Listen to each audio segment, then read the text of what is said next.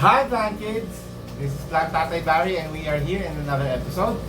So obviously, itong ating nasa harap ngayon, ang ating tatabawin, ito po ay isang agave. I forgot lang po yung kanyang specific ID. Pero agave po siya. And meron akong, well, yung pastora namin nanghihingi nito. Plus may pagbibigyan pa akong isa. Okay? So ngayon, marami na kasi siyang anak, kaya atin na siyang ipopropagate. Tapos meron pa po tayong isa dyan na kulang naman sa lupa, dadagdagan lang natin ang lupa. Okay? Samahan niyo po.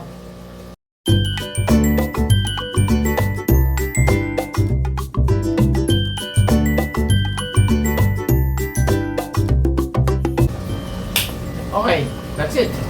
So natapos na tayo sa isa. Ngayon ito, yung pinakamalaki nito, ililipat ko dito. Tapos yung iba, ipopropa natin. Ngayon, magtataka kayo, meron talaga nakatanim dito dati. Ito, patay na. Yung dati kong pandanus. So, yan. Wala na siya. Pinilit ko siyang buhayin, ayaw niyang mabuhay. Anyway.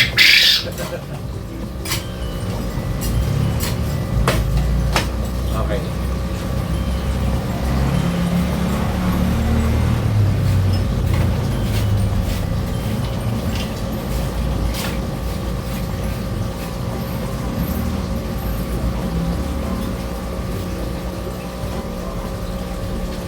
So, itabi muna natin ito.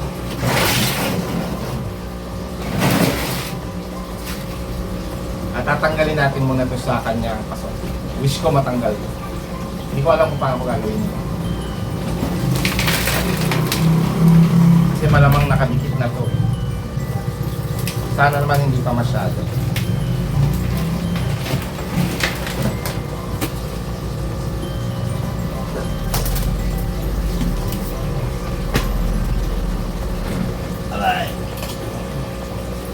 Masakit siya kasi may mga thorns siya sa dulo ng kanyang mga dahon.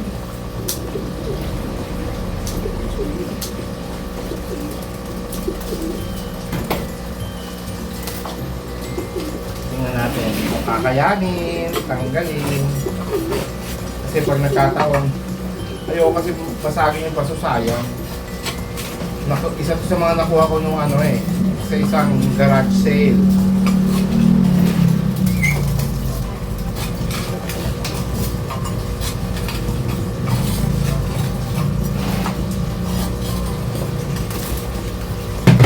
Kaya ayokong basagin.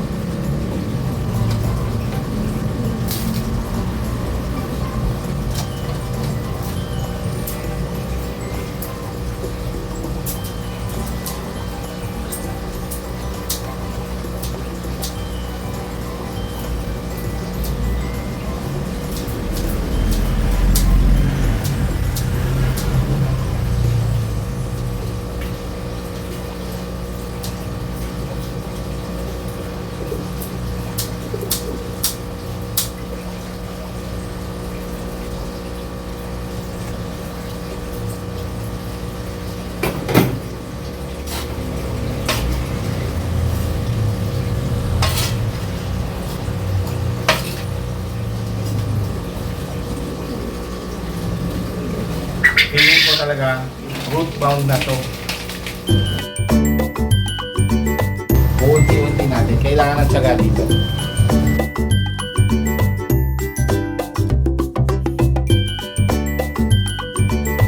Nakuha na ako isa na lang.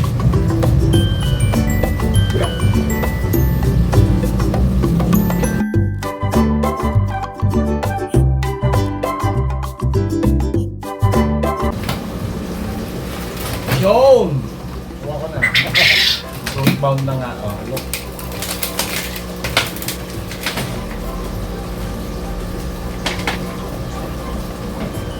So, unti-unti natin siya.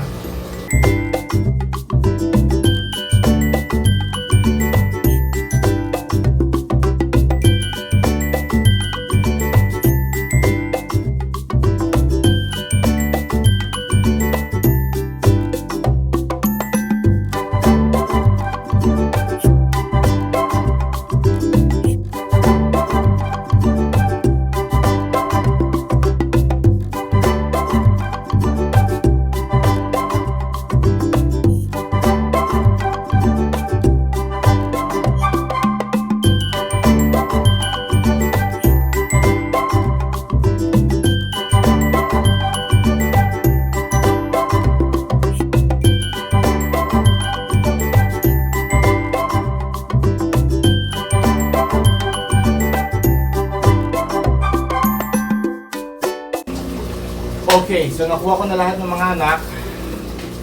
At mag-isa na siya ulit. Gagawin ko na siya ulit mag-isa sa paso. Aayusin lang natin. Hahaluin lang natin itong lupa. Ayan o, ayun na siya. Ganda-ganda nito, mas lalo na yung bago. Actually, sa akin na lumaki to, nabili ko lang to ng 200 pesos, 250, ganon. O less pa. Ayan. Tapos lumaki na siya sa akin. So ngayon, yan, lalagyan naman natin itong mga lupa dito sa ating soil mix para mahalo at ma-refresh siya. Ito yung desisyonan ko na ilalagay ko dito sa kabilang paso para mag-ano siya, maging partner siya.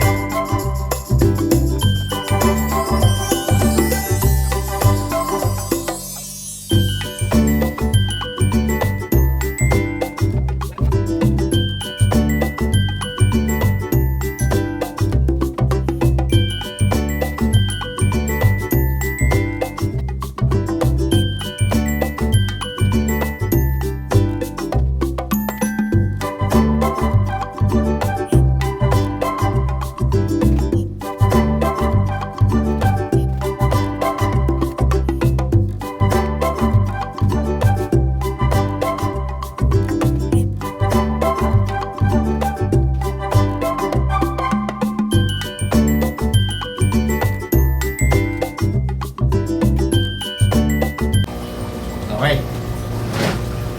Ngayon, naisip ko, pag gumanda na itong mga to, pwede ko nga pala ibenta. Kung hindi, pero ang plano ko kasi, kaya ako nagpapadami ng agave para sa aking dream farm. Diba? So, let us manifest para sa ating dream farm. Nagbibigay sa atin ni Lord ng tamang oras.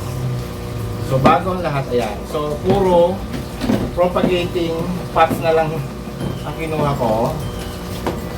At yung iba siguro sa ganun din, para pag may gustong humingi, madali ako makakapagbigay.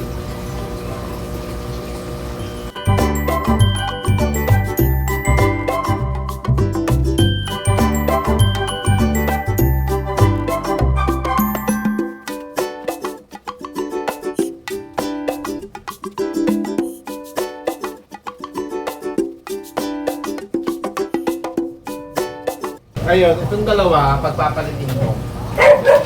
No? Kasi ito po ay mga plants na nakuha ko po sa bahay ng kapatid ko. Matagal na ako hindi nagmamayana. Tapos nakita ko, ay, may mga mayana pa pala siya. So pumuto lang ako, ayan. O buhay na siya. Pero ito, nung kinuha ko, halos malanta na siya. Kasi nga napabayaan din yung garden ng kapatid ko. No? So ngayon, gagawin naman natin dito. Ililipat natin dito. At itong mga propagation ng daan.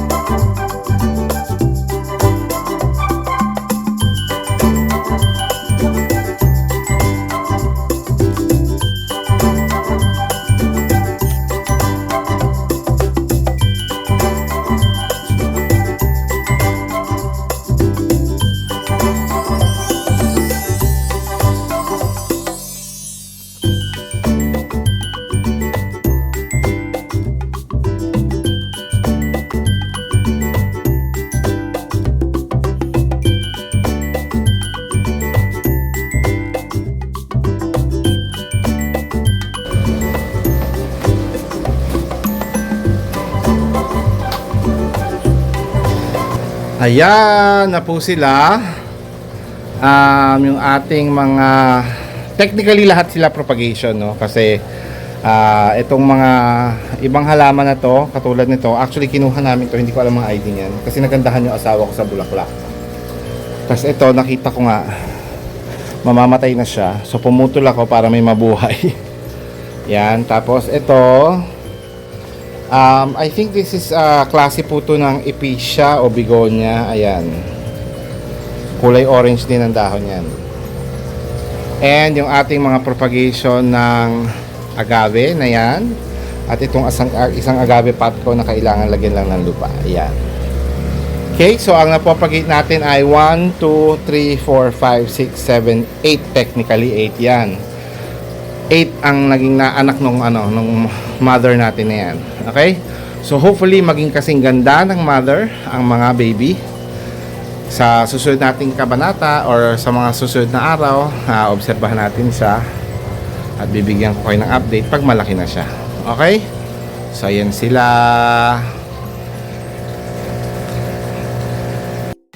So, dito na po nagtatapos ang ating episode.